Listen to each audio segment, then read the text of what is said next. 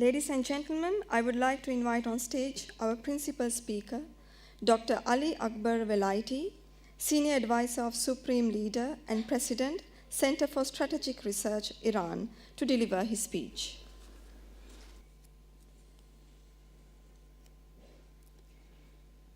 Bismillah ar-Rahman ar-Rahim, esteemed delegates, excellencies, ambassadors, ongoing viewing.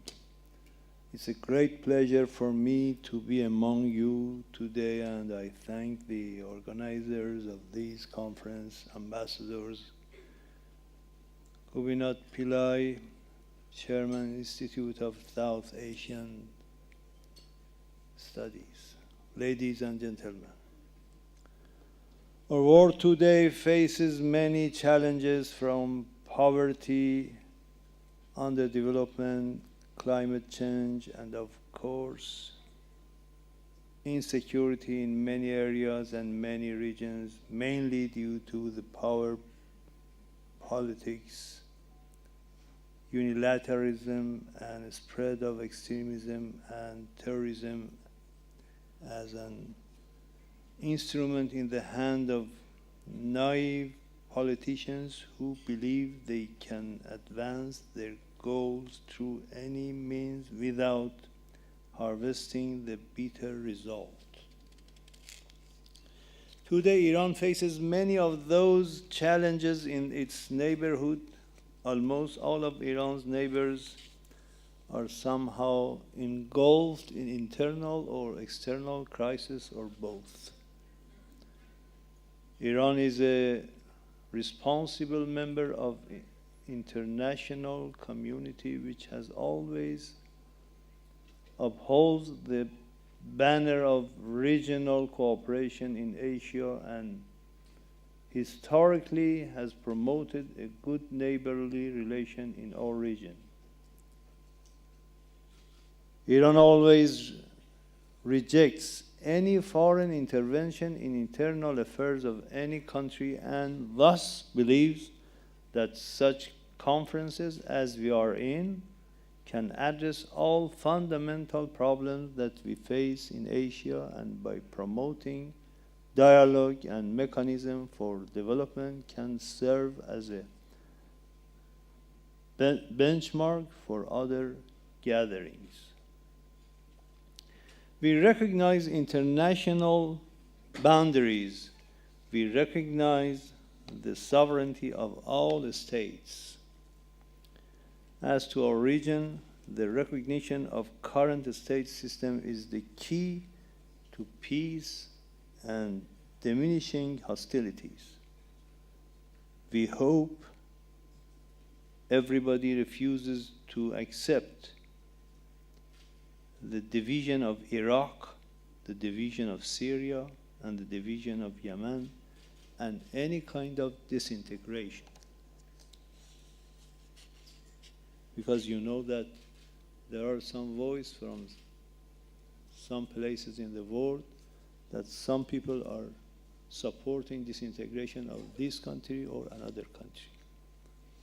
I don't want to name, but you know that there are some, even some superpower in the world that they are talking covertly or overtly that supporting the disintegration of some countries in our region.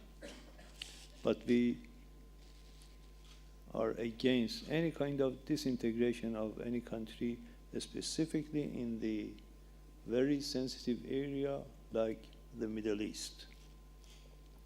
We categorically reject any form of changing government by force, either foreign intervention or any shape of coup d'etat. Ladies and gentlemen, in our part of the globe, we are entering a new era of regional cooperation, enhancing connectivity, and addressing the needs of deprived regions. The nuclear deal that was signed in July 2015 between Iran and France, China, Germany, Russia, the United Kingdom, and the United States. And the European Union has to be considered as Iran's willingness to refute some unfounded proliferation concerns and to avoid unnecessary worldwide disputes. Yet, more importantly, this so-called plan of action cleared the way for Iran's positive role towards dealing with an array of issues, namely crises in Iraq, Syria, Afghanistan, Yemen, and dealing with the international terrorism in the Middle East and beyond. In that regard, Iran has taken also some non-military approaches to deal with security challenges that linger in its eastern borders. As an established fact, there are clear linkages between underdevelopment and poverty as breeding ground for extremism and terrorism.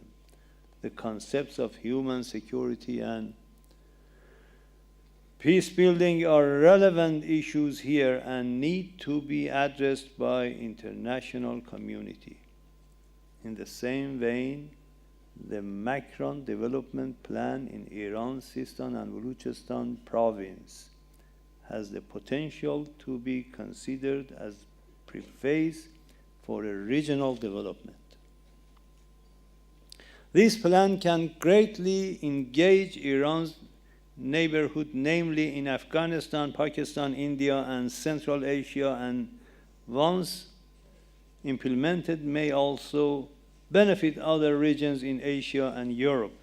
This plan covers a vast area in southeastern coastal area, part of Iran in the Sea of Oman and Indian Ocean, and stretches from the Strait of Hormuz in Persian Gulf to Chabahar and to the border with Pakistan. The area has high potential for sea trade.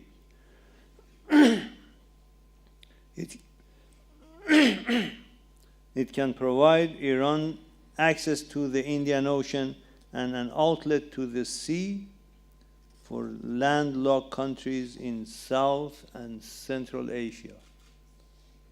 It can also be an alternative route to deliver goods and materials to Iran by passing the Strait of Hormuz.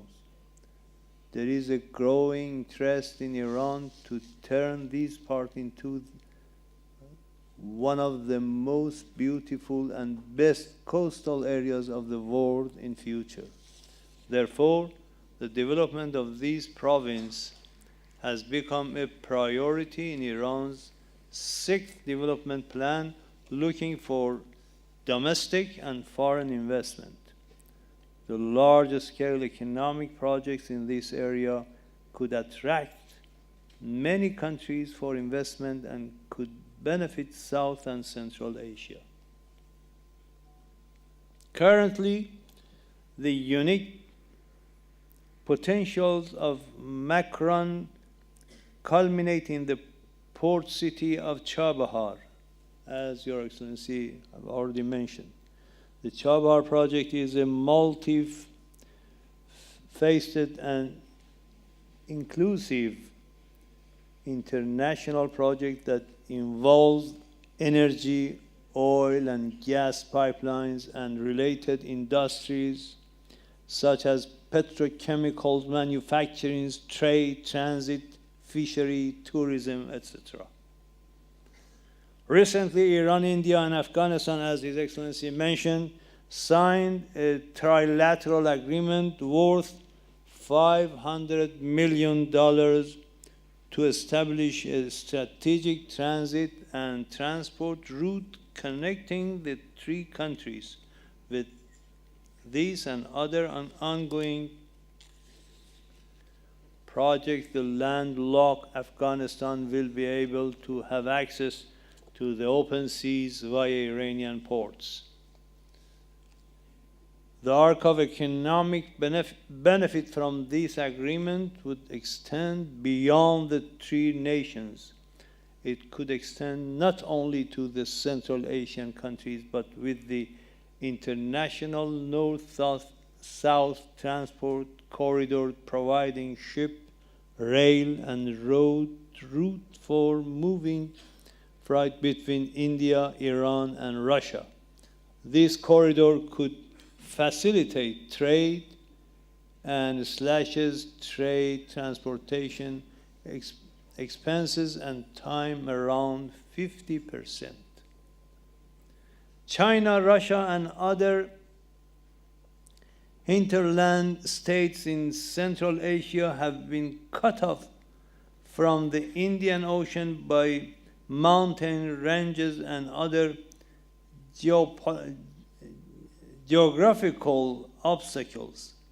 Since centuries ago, Russia attempted vainly to have access to the warm water of the Indian Ocean. But by the turn of the century and change in the geopolitics, this has become possible since Iran considers both China and Russia as its strategic partners, and in consistence with its look to the East foreign policy orientation.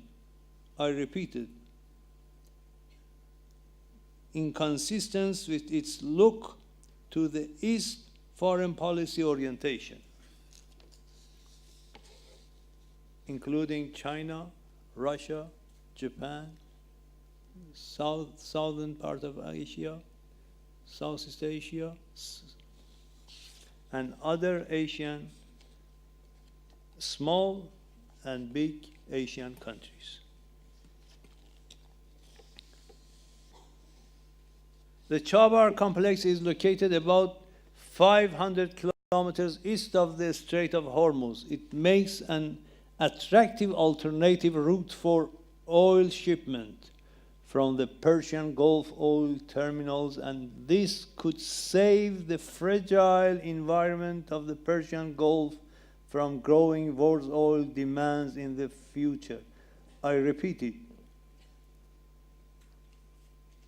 It makes an attractive alternative route for oil shipment from the Persian Gulf oil terminals, and these could save the fragile environment of the Persian Gulf from growing world oil demands in the future.